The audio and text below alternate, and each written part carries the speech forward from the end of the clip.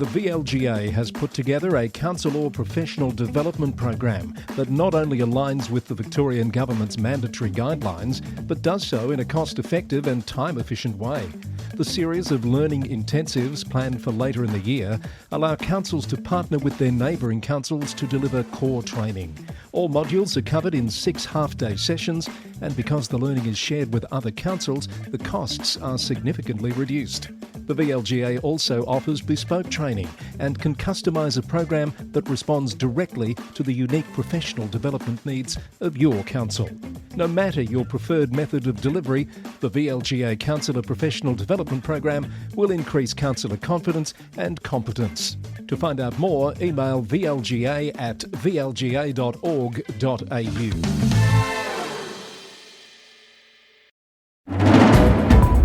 Coming up on the Roundup, result stands. VCAT rules on fraudulent votes in the city of Knox. A flag furore at a Victorian Council. A council rejects a peer-reviewed flood study. Retirement announced for council CEOs in 2 states. An advocacy win for New South Wales councils on fire service assets. A Queensland mayor under investigation. A costly by-election set for Mackay Council. And e-scooters suspended after a pedestrian death in Perth.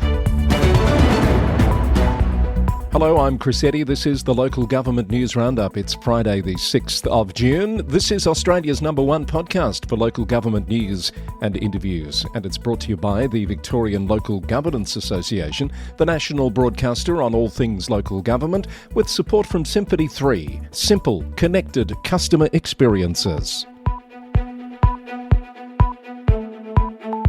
Thank you for joining me to round out another week here on the Local Government News Roundup. VCAT has ruled that Knox City Council's Baird Ward election remains valid despite fraudulent votes. This follows a separate decision last month that voided the Whittlesea City Council Laylaw Ward election results. The Victorian Electoral Commission said its safeguards had successfully detected multiple ballot paper returns in these elections, demonstrating the effectiveness of its integrity measures. In a separate matter, VCAT has dismissed an application for a recount in the Latrobe City Council Yallourn Ward election, affirming that close results alone do not justify additional recounts. Mornington Peninsula Shire Council has moved to ensure the inclusion of the Australian flag on its printed materials in future after facing backlash over a kindergarten registration flyer.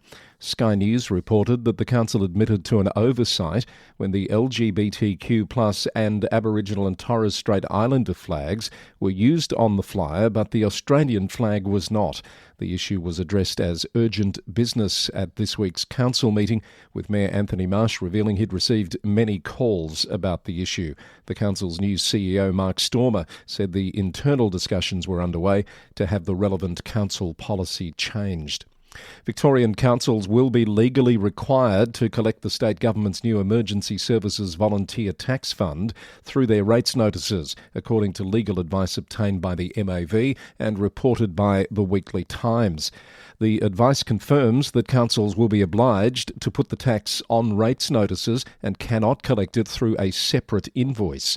While the government has announced a 1-year pause on the tax increase for farmers, councils and farming groups continue to protest the levy and call for it to be completely scrapped. The MAV is maintaining its position that the tax should be collected by the State Revenue Office and not councils. More stories in the media this week. ABC News has reported Warrnambool City Council's rejection of a peer-reviewed flood study after councillors expressed distrust in the scientific data. This is despite the investigation finding high risks of flood in the area and recommending changes to the council's planning scheme. Although the council has abandoned the study, the data will still be used by state government agencies, insurance companies and the council itself as the most up-to-date flood information available. The leader has reported on how Victorian councils are spending around $30 million annually to clean up illegally dumped rubbish. Melton Council alone has collected 6,000 tonnes of waste per year at a cost of over $3 million. The issue has become particularly problematic for clothing recycling companies like SCR Group, which spends over $1 million cleaning up dumped household waste around their collection bins and may now need to remove some collection hubs due to rising costs. ABC Radio Melbourne has reported on safety concerns for beachgoers after more than 100 pufferfish washed up at St Kilda West and Port Melbourne. Port Phillip Mayor Louise Crawford has warned people to keep watch on their dogs due to the potential toxic nature of the fish. Latrobe City Council has secured Victorian Government funding to install battery storage systems at leisure facilities in Moe, Newborough and Churchill. The systems will provide backup power for critical circuits during grid outages for up to 2 days. The project is part of a broader initiative involving multiple regional councils and supported by the Gippsland Alliance for Climate Action. It's expected to be completed in 2026. And the City of Melbourne has approved plans for a new waterways operation hub in Docklands that will serve as a refuelling station for commercial vessels. The hub will use recycled materials from Central Pier and Melbourne City Marina in its construction, according to Docklands News. The marina will be located under the Bolte Bridge, with construction expected to commence within the next 2 years. More council news briefs. Swan Hill Rural City Council is launching a major transformation of the riverfront, including rebuilding the iconic 10-step structure and addressing erosion issues along the Murray and Little Murray rivers. Work on the $2 million project starts this week. Gannawarra Shire Council's 2024 annual report has received a silver award at the 2025 Australasian Reporting Awards. It's the 7th consecutive year the council has achieved this recognition for quality reporting and disclosure. And Greater Bendigo Council has announced a new bronze sculpture by renowned artist Liz Johnson will honour Barbara Ray, who was the top scorer in Australia's first women's cricket match in Bendigo in 1874. The 1.9-metre tall statue will be unveiled late this year at the Queen Elizabeth Oval entrance. It commemorates Ray's pioneering role in organising and leading the historic match that challenged social norms and raised funds for the Bendigo Hospital. This is the Local Government News Roundup. It's Friday the 6th of June 2025. You're listening to edition number 461, brought to you by the Victorian Local Governance Association, the national broadcaster on all things local government, with a new edition of VLGA Connect coming your way later today on YouTube and podcast, featuring a chat with Damien Gallagher, the Mayor of Murrindindi Shire Council, talking about current issues and challenges, and we look at a council collaboration. 3 councils joining together to deliver immunisation services. All that and more later today on VLGA Connect.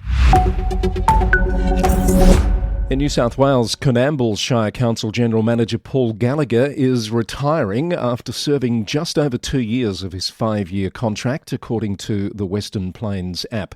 Mr Gallagher joined the Shire in 2023 from Uralla Shire and was previously Assistant GM of Engineering Services for 12 years at Nambucca Shire. Director of Corporate Services Bruce Quarmby is stepping in as Acting GM while recruitment is underway. A New South Wales Parliamentary Committee has recommended that rural fire service fleet assets should be legally recognised as New South Wales government assets rather than council assets. That follows years of advocacy from Local Government New South Wales and individual councils. LG New South Wales has welcomed all 14 recommendations from the Public Accounts Committee's report, describing it as a significant win for the sector. The recommendations include transferring legal ownership of the Red Fleet to the RFS and updating the Rural Fires Act of 1997 to clarify responsibilities between the RFS and local governments. A comprehensive inspection of Shoalhaven City Council's 1,906-kilometre road network has revealed that while 70% of road surfaces are in good condition, approximately 133 kilometres require urgent repairs.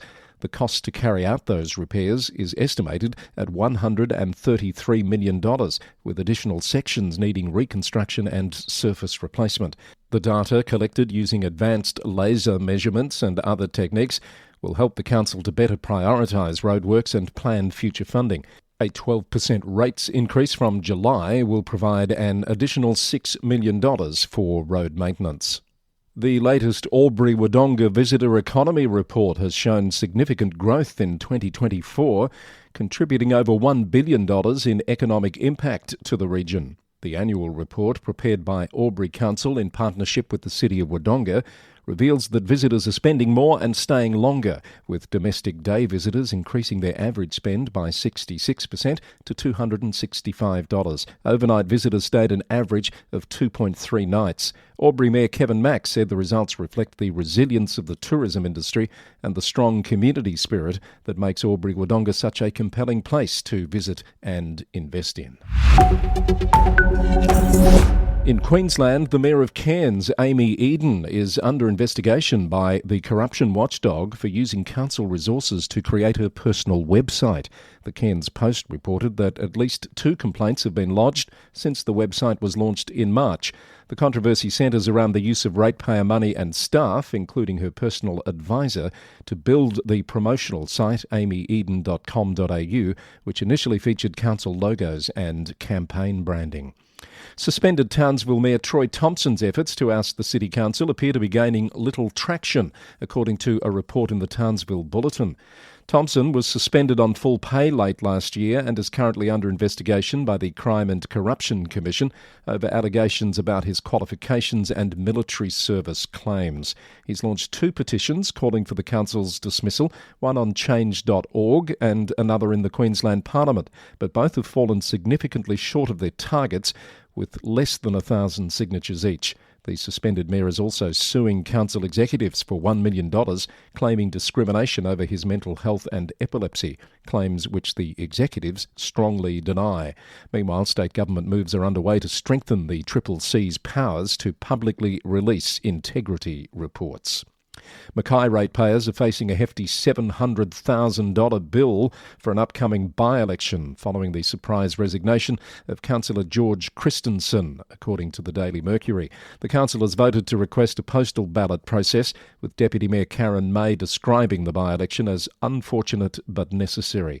The vacancy is expected to be filled within 8 to 10 weeks. It's the second by-election triggered by Mr Christensen, following his previous departure for federal politics in 2010. And a bold new chapter for regional innovation and tourism in the Southern Downs is being hailed this week with the announcement of the planned transformation of the Queensland College of Wine Tourism. To be known as the Precinct, Southern Downs Mayor Melissa Hamilton said it was a major milestone for the region and would elevate the college into a nationally significant hub for education, innovation and regional development. Some professional milestones in the national briefs. Shire of Mundaring Deputy President Trish Cook has resigned following her historic election as the first representative for the WA seat of Bullwinkle in the federal parliament. Ms Cook served for 8 years across 2 terms on the council, first elected in 2013 for 4 years and again in 2021. A new deputy shire president will be elected this month to serve until the end of the current term in October. And veteran broadcaster Keith Conlon OAM, known as Mr South Australia, has been awarded the key to the City of Adelaide by Lord Mayor Jane Lomax-Smith in recognition of his 50-year contribution to storytelling, heritage protection and community service. Mr Conlon has dedicated his career to championing Adelaide's parklands, preserving built heritage and sharing the stories of South Australia, including those of First Nations people.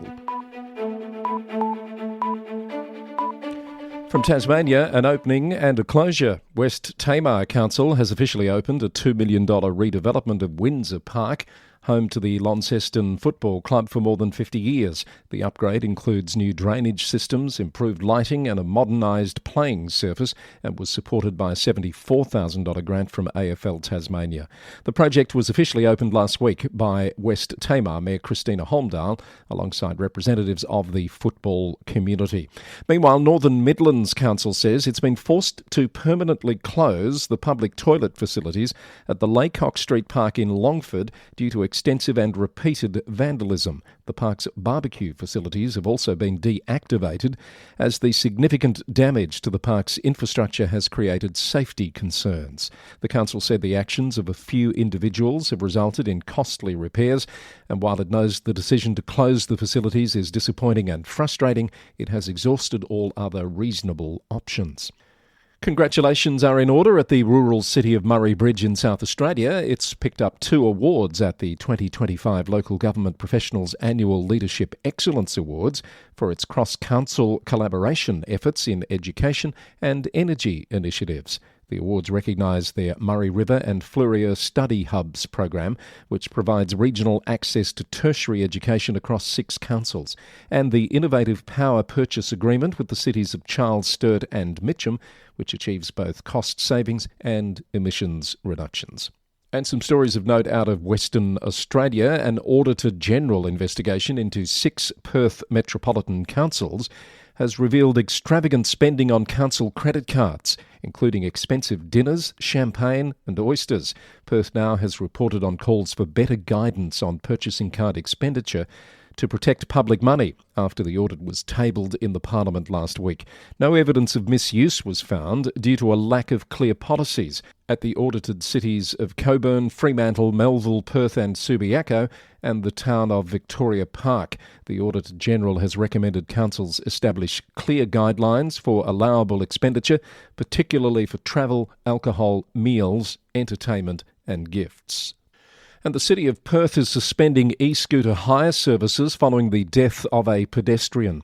ABC News reported that Premier Roger Cook has been briefed on the city's decision to suspend services, which he described as an appropriate response.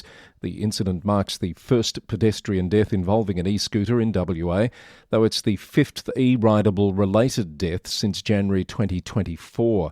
A 25-year-old UK tourist has been charged with causing death while driving dangerously under the influence of alcohol. Medical professionals have reported seeing daily serious e-scooter injuries at hospitals, while a recent Road Safety Commission review found concerning non-compliance with safety rules and widespread pedestrian concerns about e-scooter use on footpaths.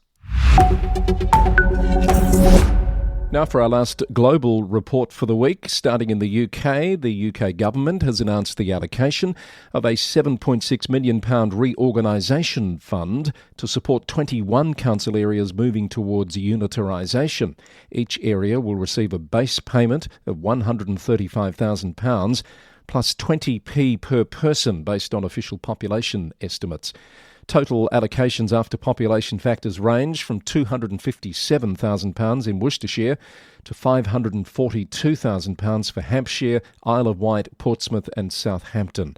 It marks the first time capacity funding has been made available for reorganisation proposals, while the government says it's a demonstration of its commitment to local government restructuring.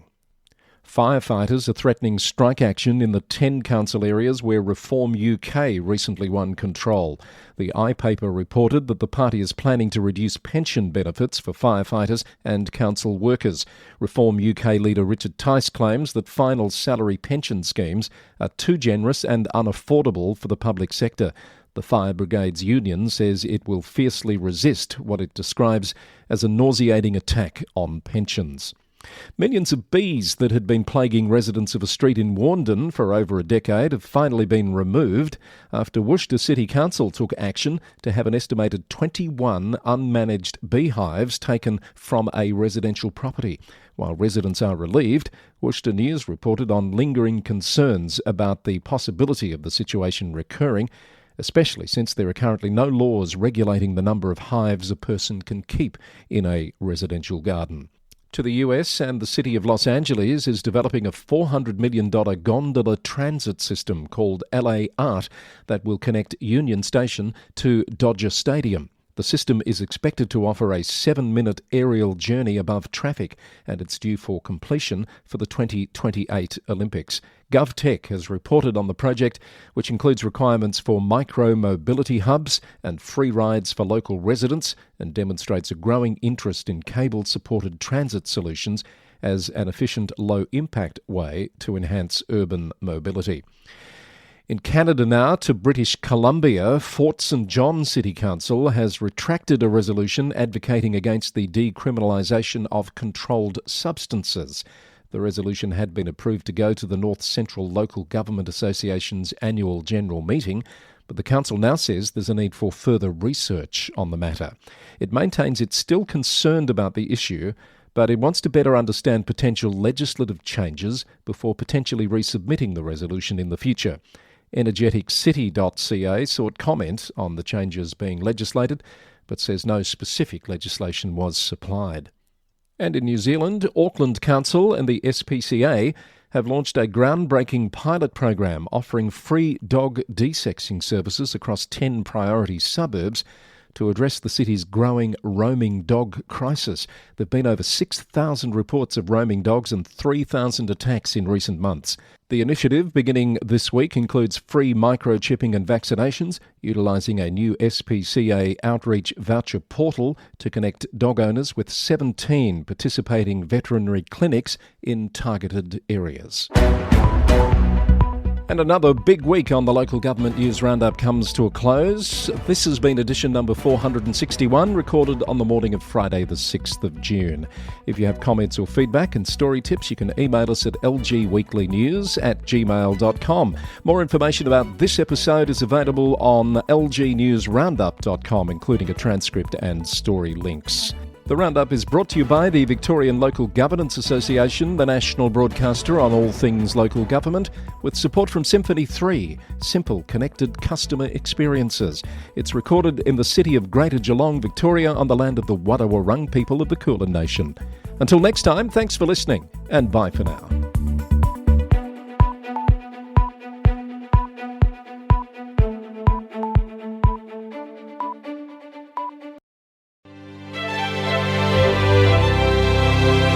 I'm thrilled to welcome Symphony 3 to the Local Government News Roundup family. If you're a local council, you know how challenging it can be to manage data across all your different systems. That's where Symphony 3 comes in. They've developed Smart Glue, a platform that integrates over 55 council systems, automating data flow without the need for manual work. It turns confusion into simplicity. With Smart Glue, councils save time, reduce errors and empower staff to focus on what really matters. Their clients see a real difference. Up to 20% boost in productivity, with savings of over $30,000 per integration every year. Symphony 3 helps councils work smarter, faster and more efficiently, all while better supporting the communities they serve.